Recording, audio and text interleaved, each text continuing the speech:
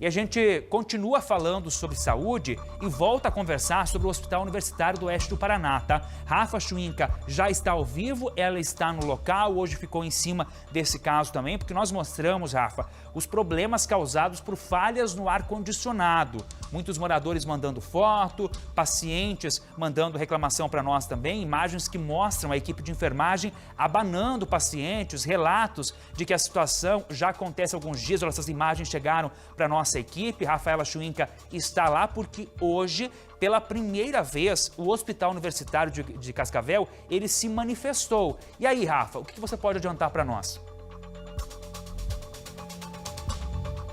Pois é, como você disse, né, a gente vem acompanhando essa situação e claro que todo mundo quer entender o que ocorreu aqui no Hospital Universitário, aqui no HU, aqui de Cascavel. A gente conversou com o diretor administrativo do HU e eles inclusive mostraram para a gente o projeto técnico que tem aqui do hospital, de que maneira que é distribuído esse ar-condicionado. Eles informaram que são 12 equipamentos que são distribuídos aí ao longo do hospital e que não são equipamentos tradicionais, que a gente tem ali aquele ar-condicionado comum em casa, né? São outros equipamentos, inclusive alguns deles ali, principalmente que ficam na ala de UTI, são equipamentos muito específicos até por causa da questão de saúde, a questão do filtro e tudo mais. Eles disseram o seguinte, que esses equipamentos eles têm que ter uma manutenção mesmo quando eles estão sendo utilizados, porque eles ficam ligados 24 horas e que por isso muitas vezes o que ocorre, que foi aí a reclamação, é que essa acaba tendo uma oscilação de temperatura, que os equipamentos eles não estavam sem funcionar, e sim que teve essa oscilação de temperatura. O diretor administrativo, Rodrigo, ele comentou a respeito dessa situação e traz mais detalhes. É um sistema que tem várias operações de máquinas, então são 12 fan coils que a gente chama, que são os que geram a temperatura resfriada para ir até os ambientes. Então, a instabilidade ocorreu em alguns pontos desses 12 equipamentos, nunca na totalização deles, e que foram sendo tratados pontualmente para se colocar uma temperatura mais adequada possível. Pois é, eu até cheguei a questionar se esses equipamentos aí que, né, estavam apresentando essa oscilação, se eles não seriam equipamentos antigos, né, obsoletos aqui do HU. Eles inclusive informaram que exatamente nesse ponto específico ali na área de UTI são equipamentos até mais novos que o Hospital Universitário tem.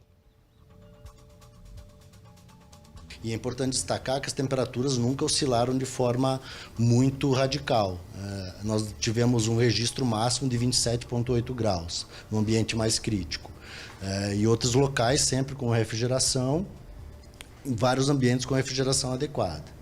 Esses questionamentos, Rafa, que você fez são muito importantes porque era a dúvida de todo mundo, dos pacientes, dos acompanhantes e principalmente da equipe técnica, de quem trabalha no hospital, né? E ontem, durante o programa, nós recebemos também, inclusive, reclamação de superlotação no hospital universitário. Algumas pessoas mandaram fotos para a gente de corredor lotado, de pessoas aguardando atendimento. A gente vai vendo as imagens aí na tela, claro, cuidando para não identificar ninguém, paciente, ninguém, tinha criança na imagem, a gente tomou toda essa precaução. Eu agradeço aos nossos telespectadores que confiam na nossa equipe e mandaram essas imagens para a gente. Alguma resposta a respeito disso? A direção falou algo sobre essa história de superlotação? Tem essa confirmação ou não, Rafa? Sim, eu questionei também o diretor administrativo, comentei a respeito dessas imagens, inclusive que nós recebemos, e ele nos informou que sim, há uma superlotação, mas não de fato nas alas, que essa lotação que aí tem até essas imagens, que de fato está ocorrendo, seria ali na parte do pronto-socorro, que isso infelizmente vem ocorrendo já há alguns anos e que sim, pelo fato do hospital acabar recebendo pacientes de vários municípios, é algo que fica muito difícil de você não ter uma fila como essa. O Rodrigo, ele também comentou aí sobre essa situação que foi questionado. O nosso pronto-socorro novamente está numa condição de superlotação, o que já se tornou até trivial no nosso atendimento. Nesse momento, o que nós temos de pacientes aqui estão bem assistidos e não há problema nenhum decorrente disso.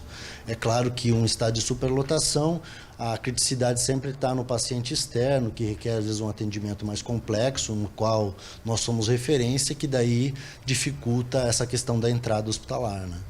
Rafa, muito importante esse pronunciamento da direção do hospital e muito importante a participação de quem está em casa conosco e confia no nosso trabalho. Por isso que a gente coloca sempre o nosso WhatsApp à disposição, porque é somente assim que a gente consegue levar uma demanda. Não tem como somente a pessoa falar, olha, eu estive lá ligando, a gente não consegue mostrar. Essas imagens que nós recebemos foram fundamentais para a Rafa Schwinka hoje ter embasamento e mostrar, conversar com a direção e falar, olha, essas imagens são de fato do corredor do hospital. Está acontecendo, foram os telespectadores que mandaram, né, Rafa? Porque assim a gente consegue resolver o problema e, claro, eu quero agradecer, inclusive, o Hospital Universitário que se pronunciou, que confiou no nosso trabalho, entendendo que a gente tem ética, a gente quer melhorar o todo e é importante. Nós estamos falando de uma das mais importantes instituições de atendimento de saúde do Paraná inteiro, que é referência na nossa região, né, Rafa? Então, a direção se pronunciando é muito importante, nós agradecemos também a comunidade que sempre confia no nosso trabalho. Obrigado, Rafa. 6 horas e 35 minutos.